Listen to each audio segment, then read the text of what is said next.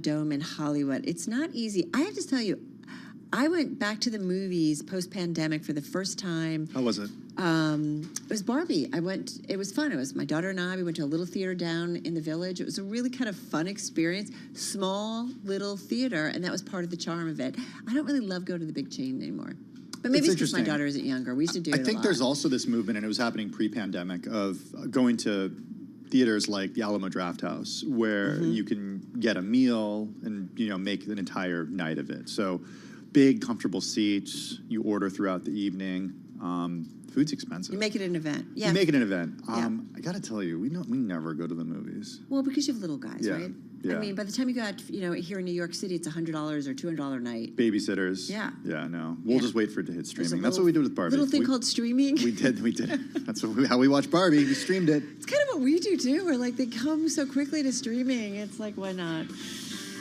All right, but we do feel bad for these folks because we do like small businesses and like to see them thrive, and it's tough for those who lose their job. All right, guys, don't go anywhere. We're counting you down to the close. Over to our TV team. Just a few minutes left in the trade. Over to our TV colleagues beyond the bell. It's starting right now.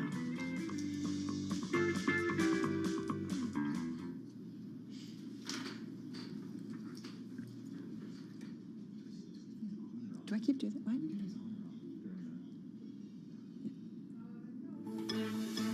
Beyond the Bell, Bloomberg's comprehensive cross-platform coverage of the U.S. market close starts right now.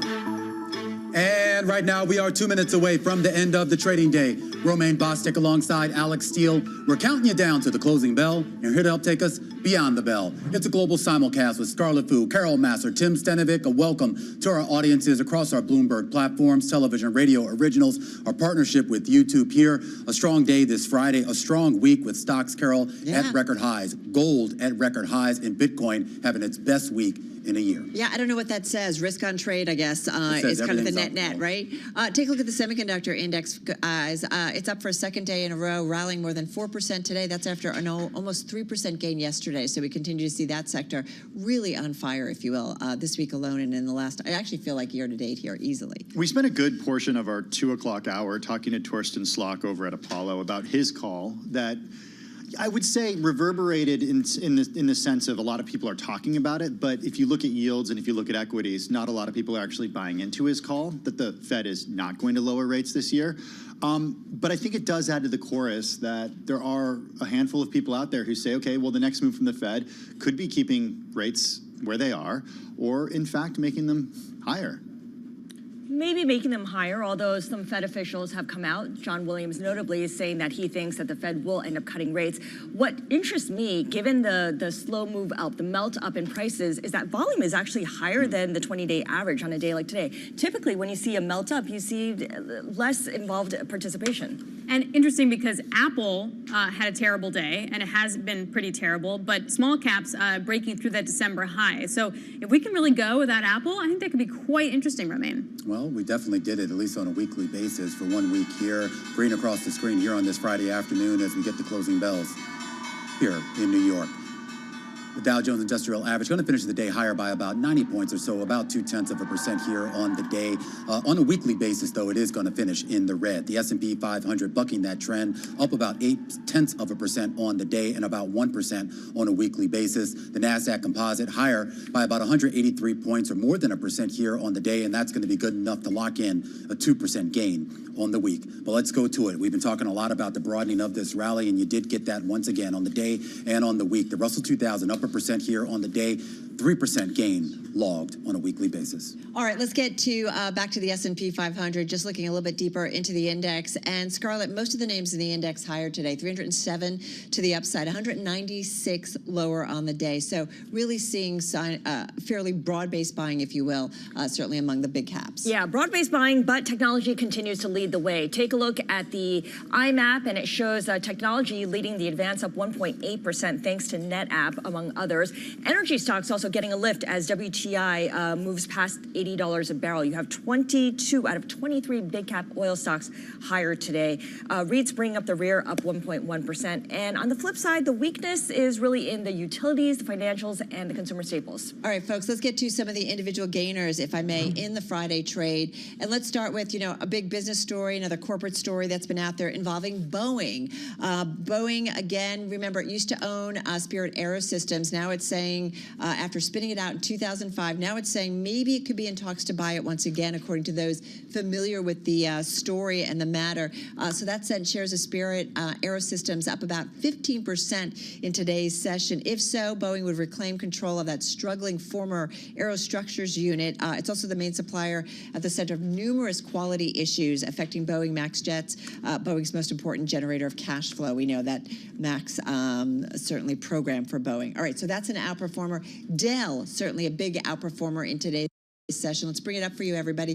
Just finishing off its high of the day. That was 38% to the upside, finishing with about a 31% gain, soaring to a record. Options trading volume hitting a record too as well. There's a lot of activity around this name. You know what the news was. We got it last night after the close. Company reported better than expected sales and profit fueled by demand for information technology equipment to handle artificial intelligence work. So that has certainly been an outperformer there for them. Evercore, Wells Fargo, Morgan Stanley, among those raising their price target on the company. Morgan also reinstating it as a top pick. That is Dell. And one more for you, Broadcom, ticker AVGO. Let's bring it up for everybody. That was an outperformer, up just shy of 8% in today's session. A top gainer in the S&P and the NASDAQ 100. B of A raising its price target on the stock to $1,500 a share from $1,250 heading into earnings next week. And they say any stock pullback to be likely short-lived as investors look forward to its March 20th AI Investor Day. So watching out for that. But again, that one, a big outperformer in today's trade. All right, Carol's got the gainers. I'll do the decliners. Alex, you mentioned Apple not having so great of a week, or Apple having not so great of a year so far, down close to 7% this year so far. Today, on a points basis, the worst performer in the S&P 500 was down as much as 1.9% earlier in the session, finishing it down by just shy of 1% today, down to 0.6%. This after Goldman removed the stock from its conviction list. It did keep a buy rating on the stock. It did raise its price target from $223 to $232, but removed it from its conviction list along with Merck and Vertex Pharmaceuticals. It did replace them with Amgen, Monday.com, and Vulcan Materials. And then New York Community Bank, we got to talk about this one. We had Herman Chan on from Bloomberg Intelligence a little earlier, dissecting what this means for not just New York Community Bank, but also for the regional banks, and seems to be relatively contained at this point because of New York Community Bank's exposure to rent-regulated real estate. But shares finished the day down by, wow, more than 25%, closing at the lowest level, going all the way back to 1997. The company did say that it discovered, quote, material weakness in how it tracks loan risks, wrote down the value of companies acquired years ago, and replaced its leadership, all to, as it's grappling with all of this turmoil. And finally, shares of Boeing. Carol talked about shares of Spirit Aerosystems moving higher on the day after that Wall Street Journal report. Shares of Boeing moving when that came out, but then moving lower as the day went on, closing the day down about 1.8% on the news that it could be taking back control of Spirit Aerosystems. Well, here we get. Take a look at the bond market, buying all across the curve. Let's call it a bull steepener, guys. So basically, you wind up having a steeper curve because there's more buying in the front end. Or, I mean, I might say that we did get a headline weaker for ISM manufacturing, so maybe that sort of started it. But then you had Governor Waller talking about that the Fed could boost the share of short-term treasuries. That was in a semi-annual monetary policy report and a panel on QE/QT. Just the point is, like, they could buy more of that stuff, and therefore more buying coming in. Yeah, and it'll be interesting to see just how much volume and volatility we see in the yield space. Of course, a lot of Fed speak next week. Of course, Jay Powell on Capitol Hill for that two-day testimony here, Carol Massar, and we talk about this idea that what's the market really going to be focused on now with earnings season over, and we still got a couple of weeks before we get to the next Fed meeting. Well, what they're going to be focused on is any clues that he gives in terms of, kind of not if, but when, that the Fed might think about cutting rates. Although I really feel like the narrative is getting a little bit cloudy. He keeps telling you ain't doing it. Well, what are you doing? I'm just saying. Come on, stop begging.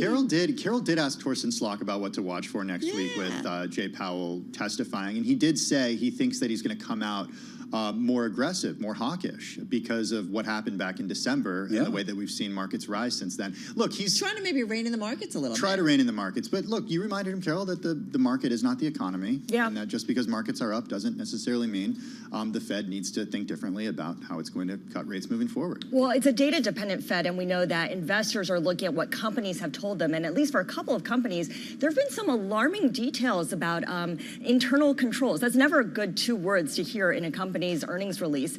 And there's a great Bloomberg News story about this, about how with the market warnings, I remember Lyft's one extra zero in its earnings report, generating this huge decline. For margins. Yeah, there's a shortage of CPAs right now, and perhaps that might be part of the story with these companies maybe not getting their accounting under control. So is that my plan B, you guys? Get a CPA? Yeah, I'd is this my hire thing? you. I'd hire you as an accountant. Just don't mean, add the trust extra. you. Just don't add the extra zero, Alex. I mean, you know, my eyesight's great. Yeah, Not really. I mean, the CPA story has been one that's been unfolding for a while, but then you look at some of the, I mean, I can understand like something like Lyft, you make a mistake, that maybe that's because you don't have somebody there really, you know, crossing their I's and dotting their T's. But then what do you make of the lack of internal controls at, I don't know, New York Community Bank, Material or weaknesses? ADM, Material or some of these other weaknesses? things. Or ADM. Like I feel like if we had 300,000 more CPAs, that still wouldn't have addressed that issue.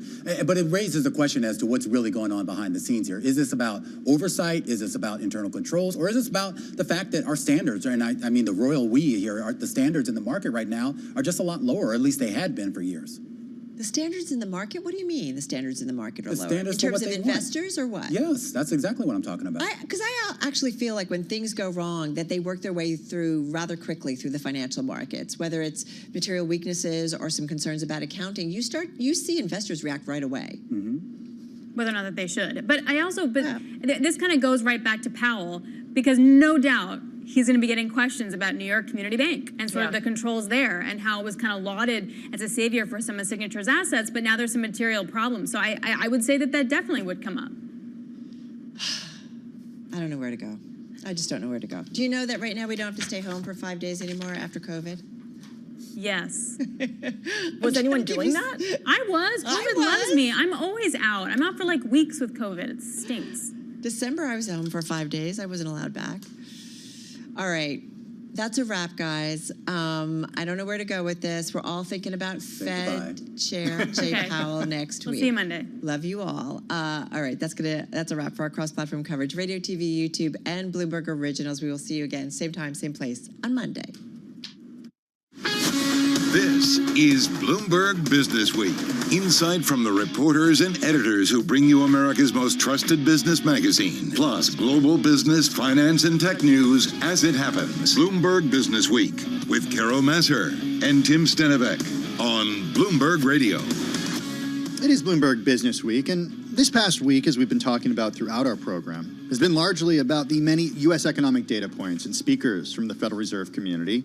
They're pointing to growth, economic momentum, and inflation that actually is not coming in worse than forecast. Yeah, as for the Fed narrative, seems like most Fed officials are on message about it being too soon to cut rates. Not a case of if, but rather when the U.S. Central Bank will start to cut rates. We'll get some more clarity when we hear from Fed Chair Jay Powell next week. Okay, so some people, maybe. I think so. We'll see. Yeah. Or they'll try to get him to give more clarity. They will definitely push him, that's for sure. Yeah. All right. We've heard from a few Fed speakers today. As Alex mentioned, Federal Reserve Governor Chris Waller saying today that he would like the central bank to boost its share of short-term treasuries, and that did impact the two-year trade here. We saw two-year yields sliding. So I think Fed Chair Jay Powell is going to get asked about that. Anyway, it's just our way of saying a lot of Fed speak, a lot of economic speak, which is the backdrop for tonight's Wall Street Week. And for that, we welcome in the host of Bloomberg Wall Street Week, David Weston, here in studio. We're finding our way to you, David, eventually. A lot of data to get through, a lot of Fed speakers. You tackle all of this, certainly, in your show tonight. I could listen to you all day long. No. I'm very happy just sitting here. Yeah, but no, we want to listen to you. By the way, listening to the two of you talk, it is a question I actually asked of Mary Daly, the president of San Francisco Fed. We have one of the questions I asked her: why are we talking about cutting it all? I don't understand. What's the urgency to cut? It's a good point. I mean, and she said, the economy's doing just fine, thank you, ma'am. Labor's doing really, really well. Inflation seems to be coming down gradually. Right. And so why are we talking? She said, you know, listen to us. We're not talking about cutting. We're talking about stable prices. That's what we're talking about. That's what we focus on, not cutting. That's you guys in the financial media keep talking about that. Wait a minute. But they do cut rates. They do raise rates. And they've got in their latest summary of economic projections, they've got 3 cuts in for this year. But she's quick to say that's not a promise. That's just a projection, and we'll just see where we are. Which can change, and they... And listen, one of the questions I asked her was, given how strong the economy is, why are people so unhappy? Why are people so unhappy with the economy? And she said it's because of the psychological scarring of inflation, that we underestimated how much that affected people psychologically, and that is lingering because it really makes a huge impression on people. I think that's such, we talk about this almost every day because by so many measures, David, the economy is doing so well. Yeah. And we had this new Morning Consult poll come out yesterday with Bloomberg News. We do this every month. And still, even though the economy is doing well, we're not seeing voter perception change. And it's so interesting to hear that from Mary Daly because, I mean, my theory is like, okay, it's gas prices because gas prices go up and go down, but we don't have a good understanding of inflation as consumers, I think. No, exactly. And Mary Daly, is an interesting person. She comes from a modest background, that's to put it mildly. And she spends a lot of time in her district, which is 9 states, actually, 9 states, going around and talking to people. And that's what she talks about is anecdotes. As she talks to people, it's the #1 thing that comes up is inflation and the higher prices. And as we all know, the rate of inflation coming down doesn't mean the prices are coming down. People just compare with what they were paying in 2019, and it's a lot higher. But how does she factor that into then her thinking? Like, it's kind of interesting. Like, well, does she think a lot of Americans are ultimately struggling? Oh yes, she thinks that we are underestimating the people who have 2 jobs and are struggling to make ends meet, and they don't see the economy is doing all that well. Even if their wages may be going up, but their prices are going up as much. By the way, the last reading actually had basically a wash. Right. The wage increase was matched by the price increase, and that doesn't help people very much. But she's very much in tune with that. It's so interesting. You think of her as somebody from San Francisco who is, really focused on California. But yeah, the fact that she's traveling to all these different places and getting outside of that area is a big deal. Yeah, and she talks about the 9 states all the time, and about Oregon and Las Vegas and various places she goes, Sierra Nevada. She spends a lot of time going around and talking to people. But she is in San Francisco, or San Francisco Fred, so she sees a lot in terms of what's going on in terms of tech and innovation, and I love that you guys kind of went there with her. Well, we did that. Actually, we did even more than that. We went and got a short interview with somebody in Eugene, Oregon, which is actually a tech hub, which I did not understand. I mean, it's really a substantial tech center. Yeah. And got their view of view, in part to make the point, it's not just Silicon Valley. And we talked to her about Oregon. We talked to her about, she brought up Las Vegas as a big tech center as well. She's got a lot of tech centers out of there. And so it's very important to her district. With that, the other thing that I feel like is part of the Fed narrative, the economic narrative, is productivity. Yeah. Right, and the use of innovation and technology, and that's something you kind of explored with her. We absolutely did, because, I mean, that's one of the real phenomena right now. Is it real, or is it just a temporary blip? Because the productivity has really gone up the last 3 reports. Yeah. And she had an interesting experience from when she joined the Fed back in the mid-'90s. This is part of what she had to say. The thing I learned, I went to the Fed to work for the first time in 1996. So I'm on the ground in the Bay Area looking at this productivity boom. And what I learned from that period of time is that it's not about the innovation itself, it's about how people use it. And if we use this effectively and well, and we make sure we have the right rules and regulations and work together on it, then it has a chance to create a productivity boom. If we don't, then it will just be the next newest thing that ends in some productivity gains but not lasting productivity growth. And I think that's really the choice point we're at. So yes, I see it, but I'm unwilling to say this is the next productivity boom. But I think the little seeds of it are certainly out there. Yes. So not little a boom, seeds. but seeds, exactly. And the 1996 date is sort of an important date because that's about the time the internet kicked in. And we've talked to other people who were in the White House at the time who missed it, who didn't get the productivity. And from about 95, 96 to about 2005 or so, we had a big productivity boost, which helped the economy enormously. And the question is, are we having something like that now, or even more? During that time, though, we also saw a big bubble form in Silicon Valley and a big bubble deflate in Silicon Valley that had a lot of implications, not just for the region that she's in now, but also the wider economy. Yeah, exactly. And listen, given where we see the stock market's going, we all have to ask, has it gone too far too fast? Yeah. Now, having been around back in those times, there was a big difference because those companies that went so wildly, they didn't have any profits at all. Right. You know, they were trading on revenue multiples. They didn't have profits. You know, you talked about Magnificent Seven. They're making real money. Yeah. You know, they're throwing Well, off real that's the difference cash. when I feel like people make the comparison, because I really believe that because of the amount of content and information that flies around so quickly in this world, whether through social media or just kind of traditional news, that when things go wrong, they get played out in the markets, I feel like, very quickly. Investors react. Maybe it's not always the right reaction, but you start to see that reaction play through. Okay, I just want to play devil's advocate for a second here. As Carol was talking, I was thinking about what Mary Daly told you. And if there is not an increase in productivity from AI and from this technology, then perhaps we will see a large deflation in some of these companies that have been run up so high. Well, certainly because they're being lot- bought with the idea that this will lead somewhere. No question about that. But I mean, I think probably we have to distinguish between a Meta on the one hand Yeah. and an OpenAI on the other hand. Those are very different Totally. companies, right? I mean, and I'm reminded as we have this discussion about Meta. Meta, remember, has been going up in part because of cost cuts. You know? Efficiency, year of efficiency. Exactly right. Yeah. Coming You know, so- years of efficiency. Yeah, it feels so, like. so they actually seem to be showing some discipline Yeah. in the markets, rewarding them for it. But yeah, sure, there's going to be a fallout for that. By the way, you'll have a fallout. We have another guest on, Nadeem Medji from Blackstone, who's co-head of real estate. You'll see a fallout in commercial real estate in all those Didn't get data to that. centers. You kind of wanted to get to that, Those right? big I do data wonder, centers. right? Like, Yeah. exactly. Like so many that's a people good have point. plowing money into it. But the productivity gain is really important, right? Because you Yeah. can have higher wages go out, and if workers are more productive, and then it doesn't work its way into companies having to raise costs. Well, the higher productivity suppresses inflation. That brings prices Exactly, back down. exactly. But by the way, the other thing it does that nobody wants to talk about is immigration. Immigration. How much? And some of this growth is because we have more workers because immigration has increased, both documented and non-documented. We don't want to talk about that, but economists for years have been saying, why are you against immigration? Immigration helps fuel growth. Exactly, exactly. All right, we ran out of time. Oh, I'm We sorry. like hearing you talk, too. Well, the good news is we can catch Wall Street. Yeah, at there you 3. go. We can. Well done. It's tonight at 6 p.m. Wall Street time on radio and TV. Wall Street Week with David Weston coming your way. Hey, Bloomberg headline crossing the Bloomberg terminal. Boeing confirms talks about making Spirit Aero part of the company. What's old is new again. Yeah. Bringing it back maybe to the fold. All right, this is Bloomberg.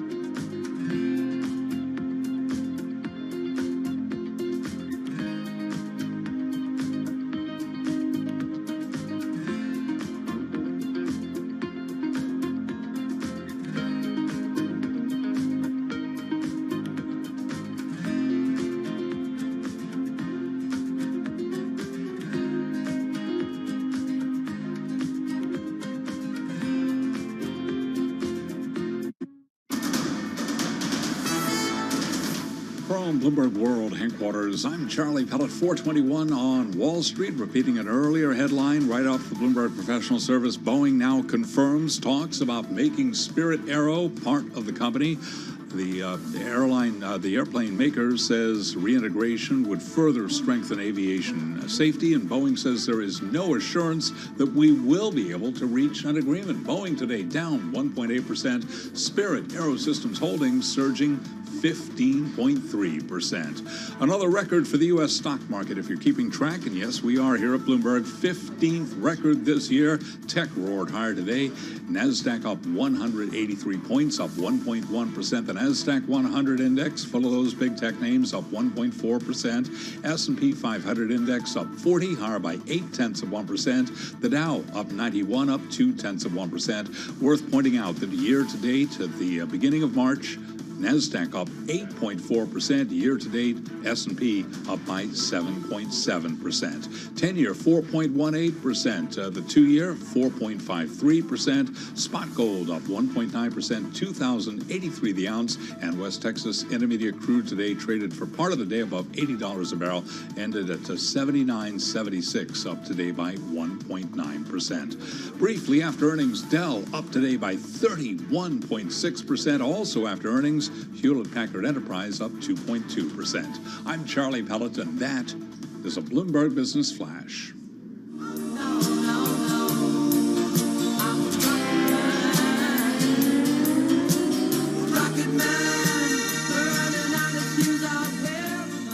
All right, so rocket man or woman or rocket person, I mean, picture this. You're floating up into Earth's upper atmosphere at a cool 12 miles per hour, ascending via a ship-launched balloon in a 16-foot spherical capsule up to 100,000 feet. That's more than 18 miles above the surface of the Earth. I'm game. Okay, you are. You haven't even heard the whole thing yet. Okay. So about 3 hours into the journey, which, by the way, costs $125,000, you reach the apogee, where you're above 99% of the Earth's atmosphere. From there, you're able to look out the windows and see something very few people have been able to see. Large portions of land and sea, the rimmed curvature of the Earth, and of course, stars. I feel like I'm watching PBS. I know, it sounds pretty cool. It's probably why you have more than 1,700 people who've already signed up for this. Very cool stuff. Well, it's all part of the experience Space Perspective is looking to provide. Joining us now from Florida's Space Coast is Jane Pointer. She's the co-founder and co-CEO of Space Perspective. Welcome. Tell us a little bit more about what you are doing and how you got to this point. Well, hello. Yeah, so we are wanting to take as many people as possible to space. And you were saying in your intro how few people have been. So only 650 people have ever been to space in the entire history of humanity, which is kind of crazy to think about. And that includes people like Jeff Bezos who've gone via Blue Origin.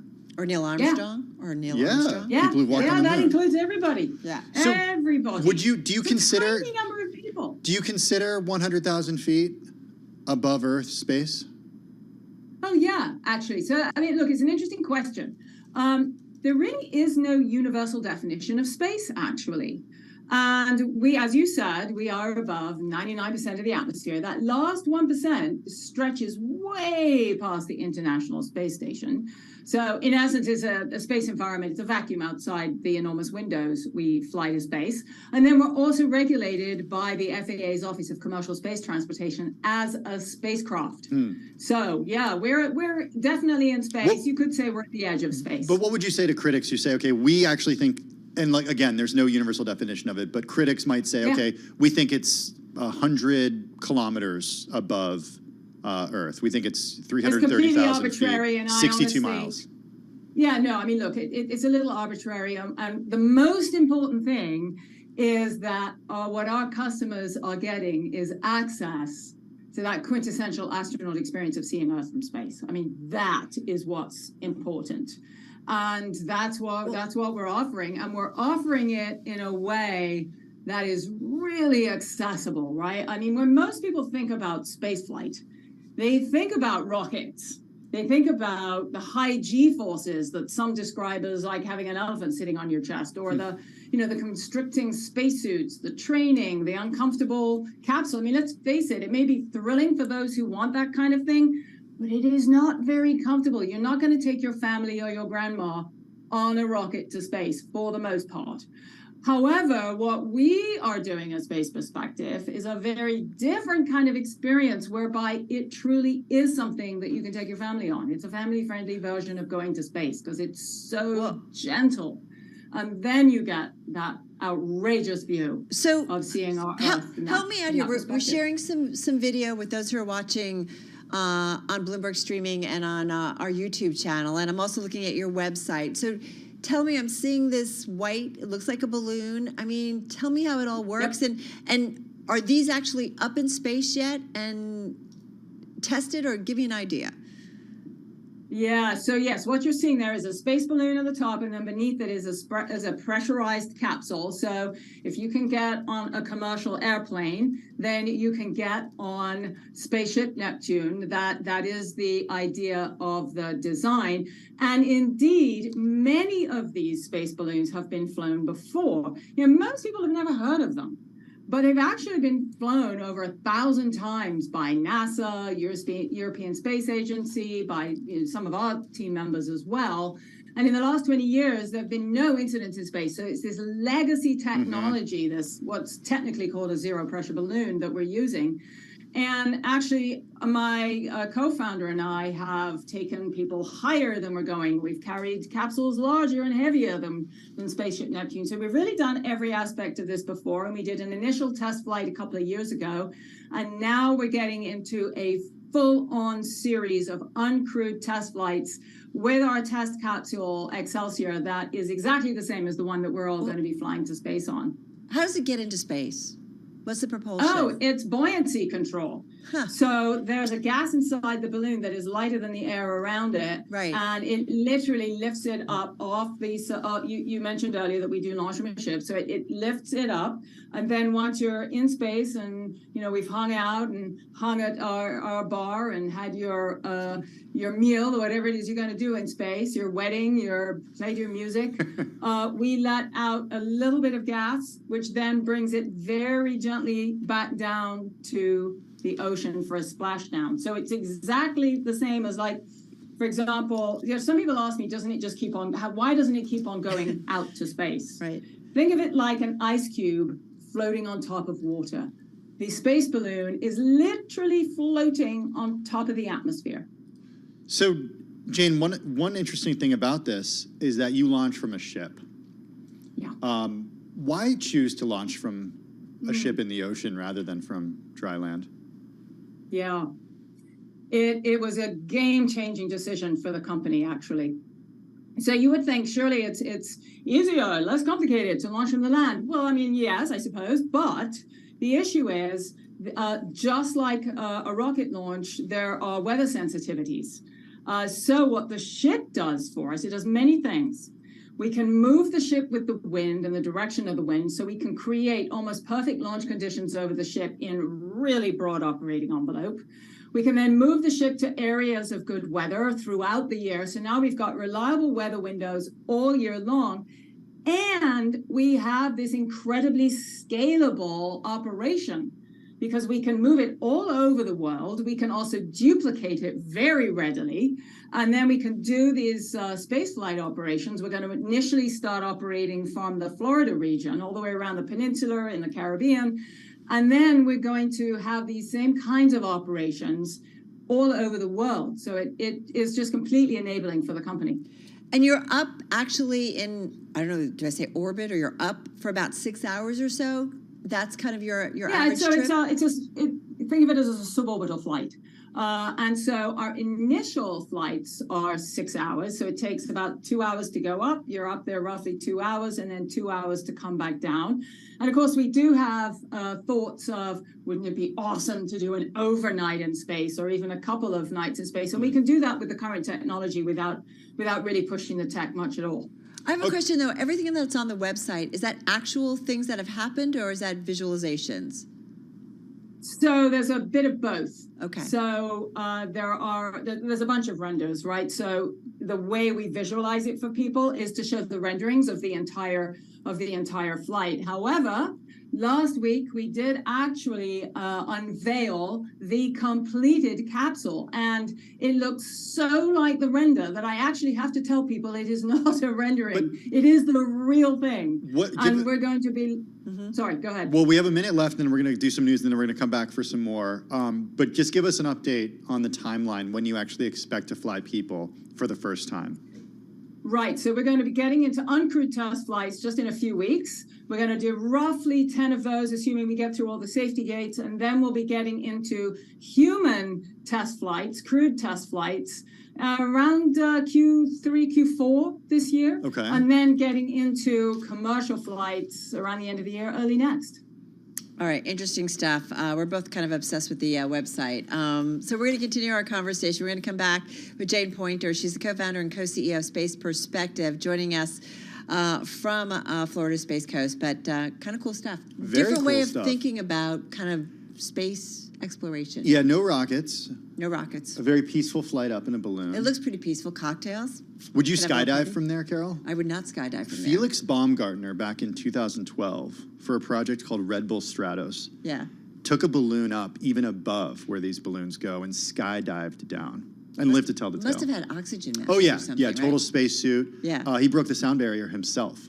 Kind of crazy. Yeah, pretty incredible. All right, we're going to continue with her in just a moment. Right now, let's get a check on the latest world and national news. Off to Scott Carr. We go. He is in our Bloomberg 99.1 newsroom in Washington, D.C. Scott, take it away. Thank you. Good afternoon. A federal judge in Florida has indicated Donald Trump's trial for mishandling classified documents will likely be postponed from the current May 20th start date, putting his legal schedule in limbo as he campaigns again for the White House. Closing arguments have ended in the Georgia hearing to determine whether Fulton County District Attorney Fawny Willis should be disqualified from Donald Trump's election interference case. Lawyer for the defendants, John Merchant, argued that Willis needs to be removed from the case because of her romantic relationship with Special Prosecutor Nathan Wade. We're here today on this motion to disqualify DA Willis and her office because of her judgment, frankly. At issue is if their relationship began before she appointed him as prosecutor and if she benefited financially by the appointment. The U.S. will begin airdropping humanitarian aid into Gaza as the humanitarian crisis worsens in the region. U.S. officials say the airdrops will start in coming days and that efforts are also underway to open a maritime corridor to deliver aid by sea.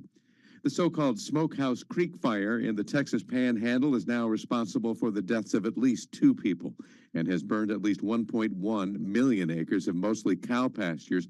Rancher Gary Alexander there says the fires also killed thousands of cattle. Right now they're hauling in hay to feed what cattle they have left. They lost a lot of cows and calves, and it's bad. It's terrible out there. The fires also spread into parts of Oklahoma. It's one of a series of wildfires made worse by high winds in the region. Records show it's the largest wildfire in Texas state history. The tech-heavy NASDAQ again hitting an all-time today and trading after topping its 2012 record. Global news 24 hours a day, and whenever you want it, it's always available at Bloomberg News Now. I'm Scott Carr, and this is Bloomberg.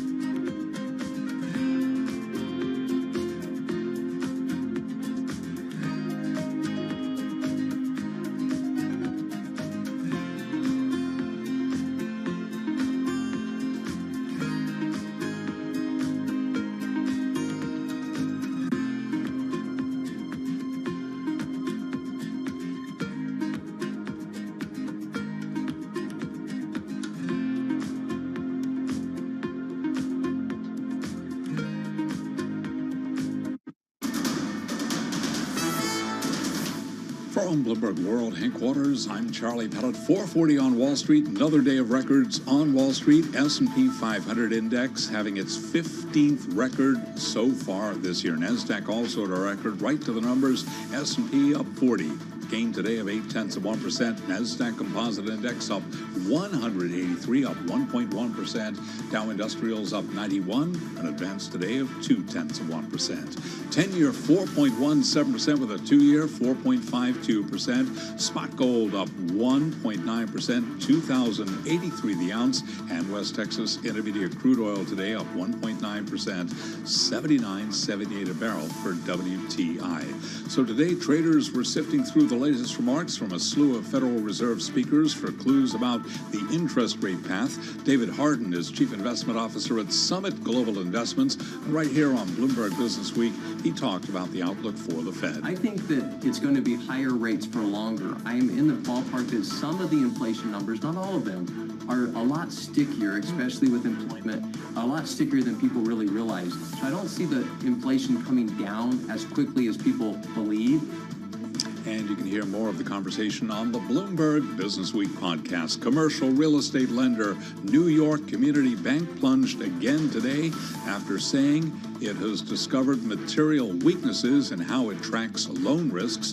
Today, NYCB down 25.9%. Recapping stocks higher today, another record. S&P 500 index up 41, a gain there of 0.8%. I'm Charlie Pelleton. That is a Bloomberg Business Flash. Thanks so much for that update, Charlie Pellet. I want to bring back Jane Pointer, the co-founder and co-CEO of the space balloon company, Space Perspective. Jane, good to have you with us. Thanks for sticking around. We left our interview with you talking about Felix Baumgartner's 2012 history-making jump.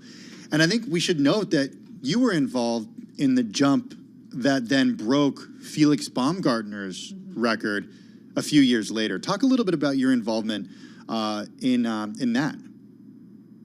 Well, I'm so happy you brought that up because yes, indeed.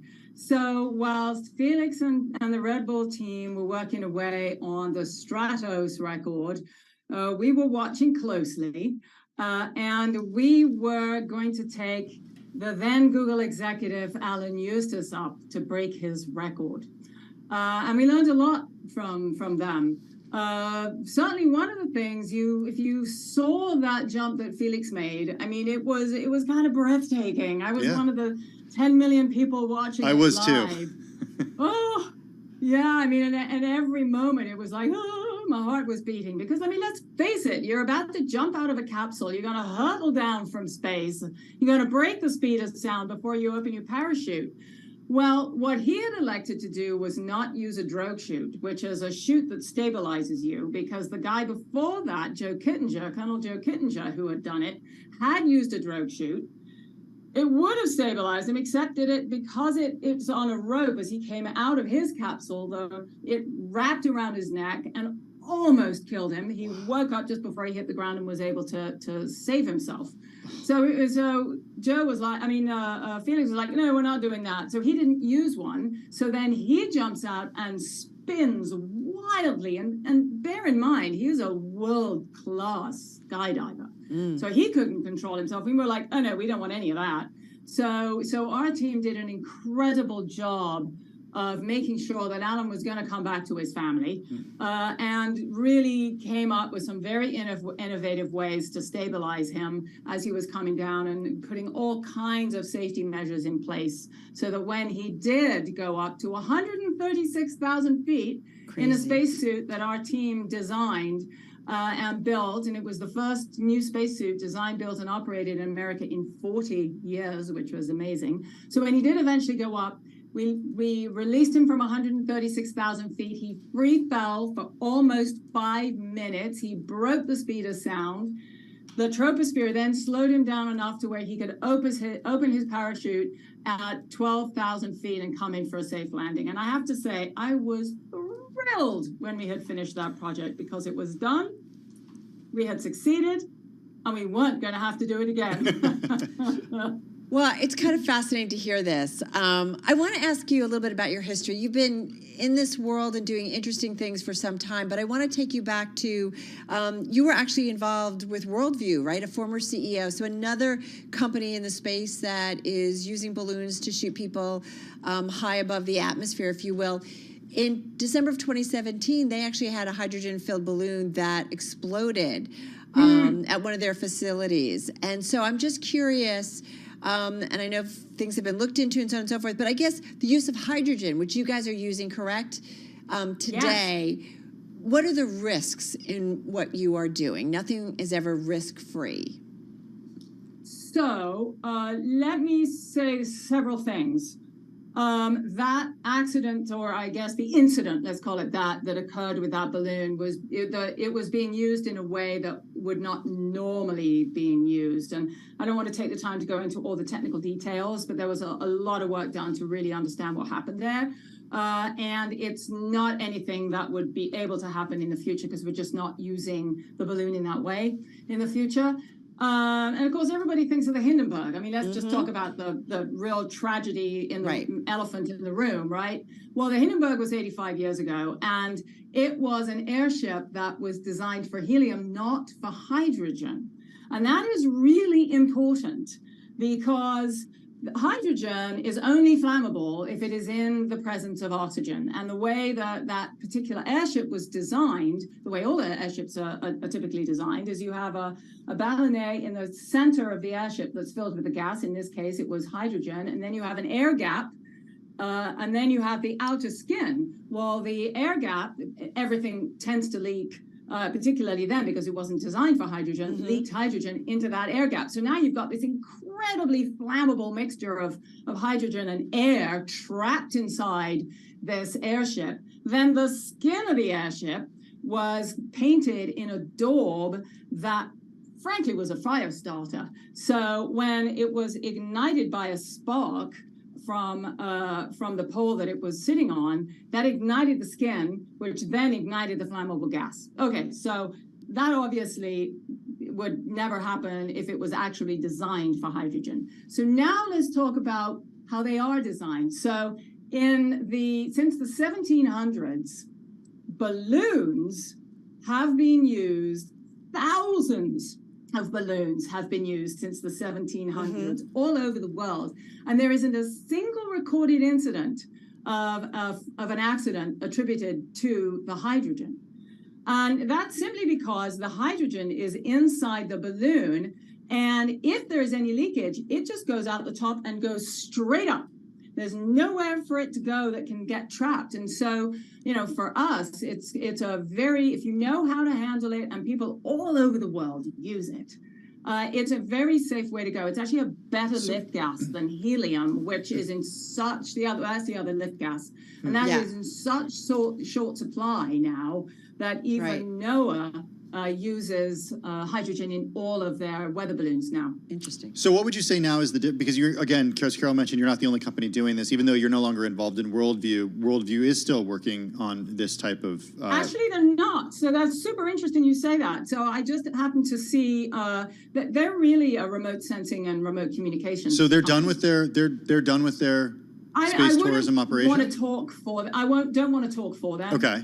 What I will say is I saw a press release where they just raised some money, which was awesome. Congratulations to them. But the money that they raised did not say anything about them doing space tourism. Well, we'll have to catch up with them again because we've had them on the program before in previous years, and they talked about that. What about Zafalto? Just in the last 40 seconds that we have, because there are other companies doing this.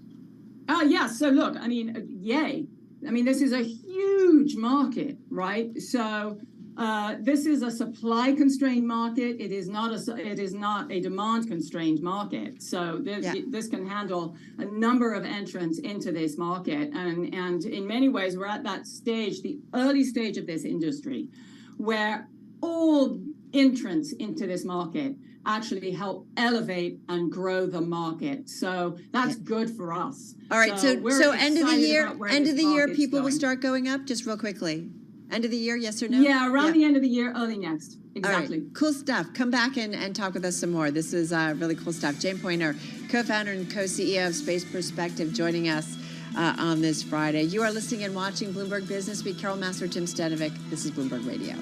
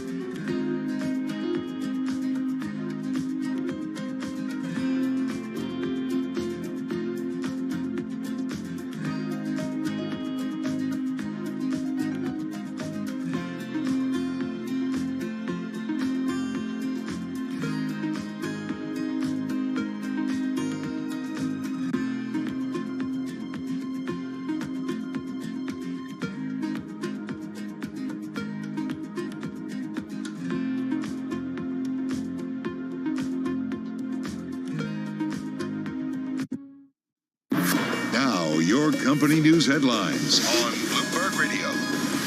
From Bloomberg World headquarters, I'm Charlie Pellet. Boeing confirms it is in discussions to acquire Spirit Aerosystems Holdings, a move that would reclaim control of its struggling former aerostructures unit and the main supplier at the center of numerous quality issues affecting the 737 MAX airliner. George Ferguson is a senior aerospace analyst with Bloomberg Intelligence. He says there is just one reason why Boeing is doing this. Quality control. It's absolutely quality control. They must be looking inside Spirit. I know they've been looking inside Spirit for months. My guess is they've looked inside and they just feel like they can't control quality well enough as an outsider. Boeing shares today did decline by 1.8%. Spirit Aerosystems, though, rallied 15.3%. Big day for Dell Technology shares up 31.6%. Dell rallied after reporting better than expected sales and profit fueled by demand for information technology equipment to handle artificial intelligence work. Hewlett-Packard Enterprise reduced its outlook for sales growth and profit in the current fiscal year, citing lower demand for networking products and a crunch in computer chip availability. Commercial real estate lender New York Community Bancorp said it discovered, quote, material weaknesses in how it tracks loan risks. It wrote down the value of companies acquired years ago and replaced its leadership to grapple with the turmoil. The announcement reignited a drama that erupted at the end of January when the company said it was stockpiling cash to cover potential problems with loans. Today, the stock was down 26%. Those are our top company stories, and this is Bloomberg.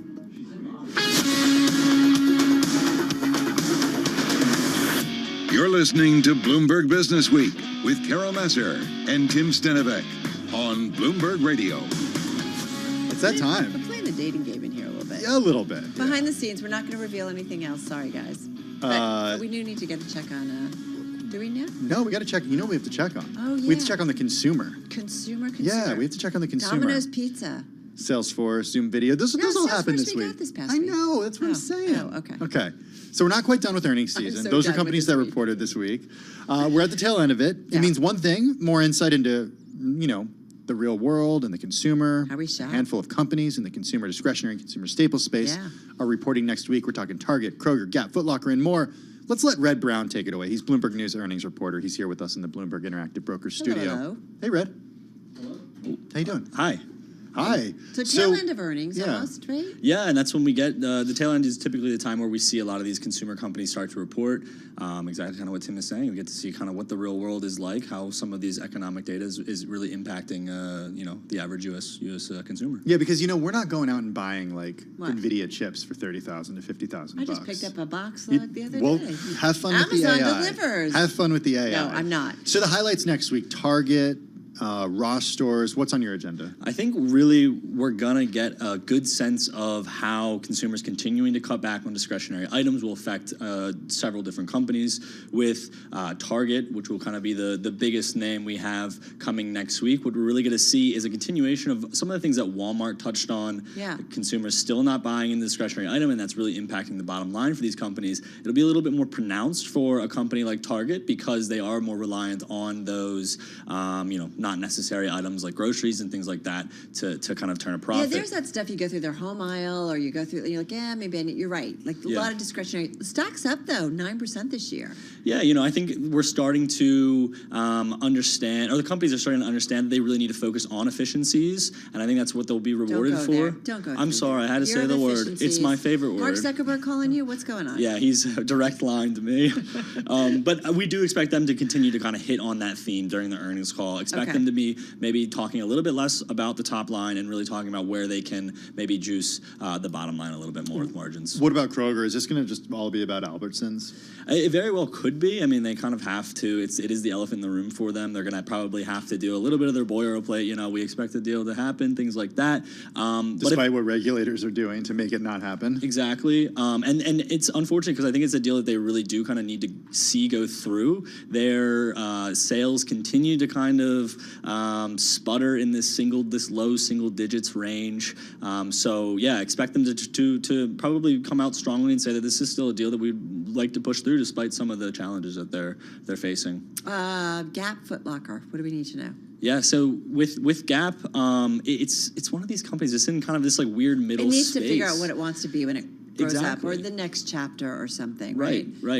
It's because it's not luxury, it's not exactly value, and they are, I think, taking that to heart, and they are trying to make some pretty aggressive moves, cutting back inventory, closing stores, and we've seen how some of these brands that exist in this sort of middle eco space have actually seen a bit of a resurgence. There's been Abercrombie and Fitch, right? I'm blanking on the American Eagle. They both have kind of successfully pivoted and been able to kind of gain some share again. So I think Gap we can probably throw in that category as well. And if you remember, Athleta, Banana Republic, Old Navy, Gap, that's all of their brands. Can I save some moving parts? Can I save 15 seconds for Broadcom hitting an all-time high today? They're reporting next week too, so we're not done with tech. No, and the stock's up 100% since last year. It joins this category of kind of AI companies that really need to continue to post the results to justify. And I think it's interesting too with Broadcom, we're not talking about Apple. I think that's just how big of a deal that AI has become for these companies. They are expected to continue to post really strong results. Also, VMware now integrated into those those results, that should help sales jump 30% in the quarter. B of A upping its price target on the stock. You today. say That was year one of my efficiency. gainers. I say interview of efficiency. Do you know how many companies we just did in 4 minutes? Talk about productivity. Yeah. That guy We is don't an need- AI we chip. don't need AI He's for an Red AI Brown. chip right there.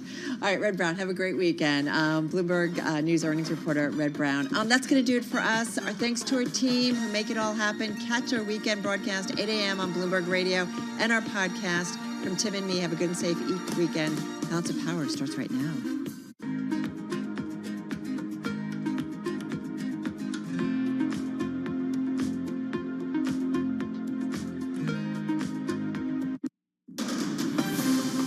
From the world of politics to the world of business, this is Balance of Power.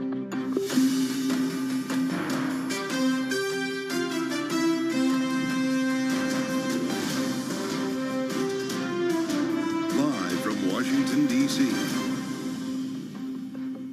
From Bloomberg's Washington, D.C. studios to our TV and radio audiences worldwide, welcome to Balance of Power. Alongside Kaylee Lyons, I'm Joe Matthew. President Biden announces the U.S. will begin airdropping humanitarian aid into Gaza as he faces growing pressure to step up support for Palestinians with a ceasefire agreement still out of reach.